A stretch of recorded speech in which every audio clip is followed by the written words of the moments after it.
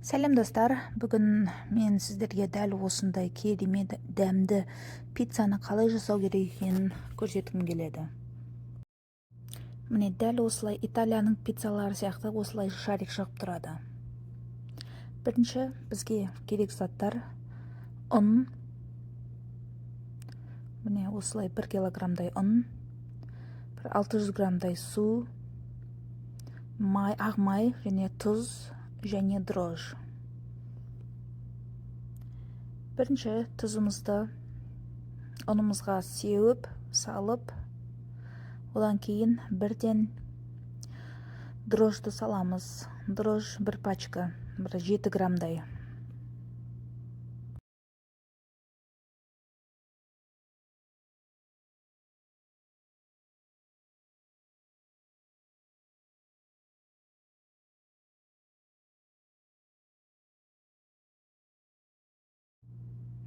Міне одан кейінгі жаңағы жылы суымызды үстінен жайлап, барлығын құйып жібермейміз, жартысын ғана құйып, одан кейін араластыра бастаймыз. Міне менде осындай машина бар, араластыратын миксер. Сол үшін осылай ең кемі деген 15 минуттай араластыру керек. Өйткені иі қанып, сол кезде барлығы жақсы көтеріліп және шариктер шығады піскен кезде. Міне қалған суды жайлап құямыз осылай.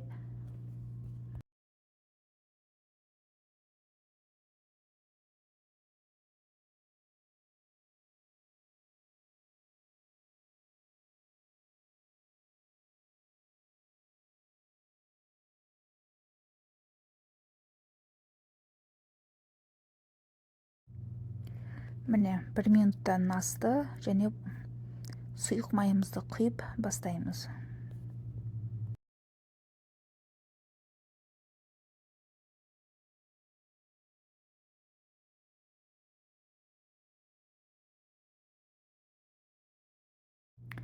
Қыздар, міне бір 6-7 минуттай өтті. Әлі қозғалып жатыр, әлі араласып жатыр. Тағы көбірек араластыра береміз. Міне қамырымыз дайын. Енді осыны столға қойып, сәл қолмен араластырып, және бір 2 сағатқа қойып қоямыз. Міне керемет, өте жұмсақ, әбден иі қанған. Ең азы 15 минуттай араластыруымыз керек, илеуіміз керек. Міне өте жұмсақ, көріп тұрғаныңыздай.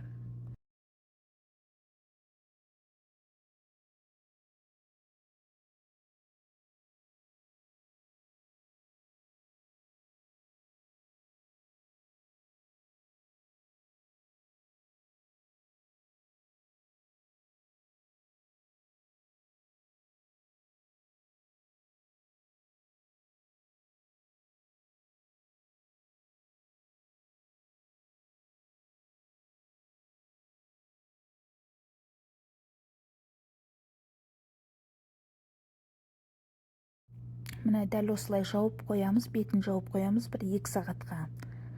Енді үстіне қосатын қоспаларды дайындаймыз. Бізге осындай бір 200 граммдай ғана қажет. Осындай фаршты жақсылап араластырамыз.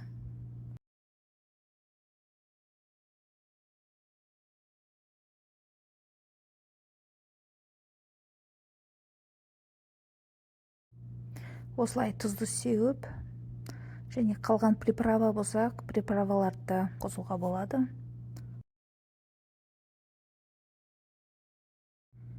Міне достар, қамырым ашыды, бір 2 сағаттай болып тұрды. Енді осыны алып, кішкентай керек нешейін қылып пиццаға бөліп алып, енді жая бастаймыз. Міне дәл топ-томалақ қып, менің жайған түрім топ-томалақ. Жұқа болса өте керемет болады. Жұқа пиццалар өте дәмді келеді. Міне осылай шеттерін.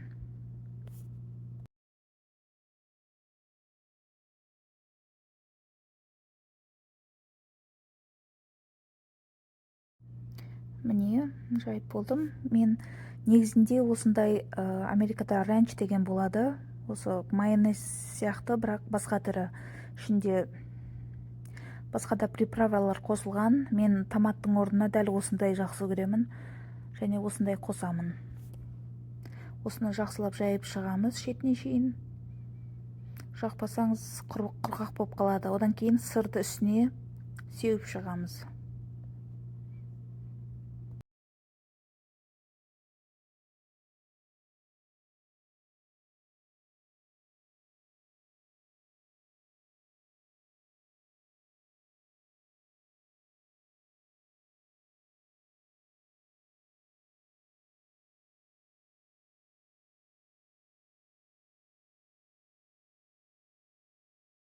Міне достар, енді үстіне бағанағы фаршты сеуіп шығамыз.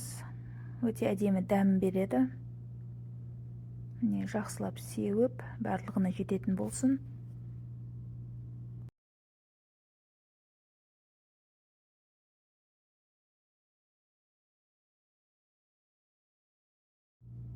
Міне одан кейін енді қазір өте жұқа кесілген шұжықтарды, яғни колбасаларды кесіп қойып шығамыз үстіне.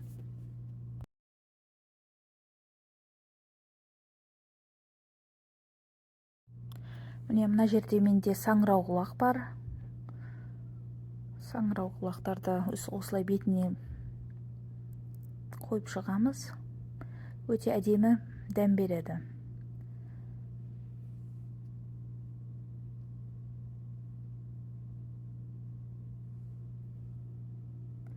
Міне одан кейін оливка осылай кішкентай қылып кесіп, мына жерде қызыл бұрыш пен жасыл тәтті бұрыш, бұл ащы емес. Осыны майдалап турап үстіне қоямыз. Байқасаңыздар, түрі де, цветі де өте аппетитный болып көрінеді.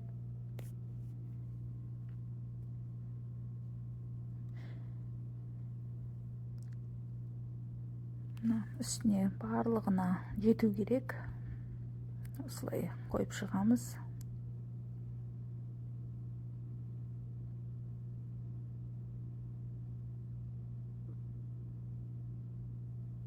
Міне кішкентай менде шпинат бар. Осыны сәл виды үшін қоямыз. Сәл түрі әдемі болып тұрсын деп, аппетитный болып тұрсын деп. Міне достар, менің пиццам енді дайын. Енді пешті ең жоғарғыда қосу керек. Егер пешіңіз 200 градус болса 200 градус, 300 болса 300, ең жоғары болса өте дәмді және шариктер үстінен ісініп шығады. Міне менің бір 6-7 минутта ма пісті. Міне өте керемет, өте тез піседі, өйткені ең жоғарғы температурада пісірілді. Міне осындай өте дәмді, өте керемет, көп приправалар қосылдым. Міне ас болсын. Менің каналыма жазылып қойыңыздар. Рахмет көргендеріңізге.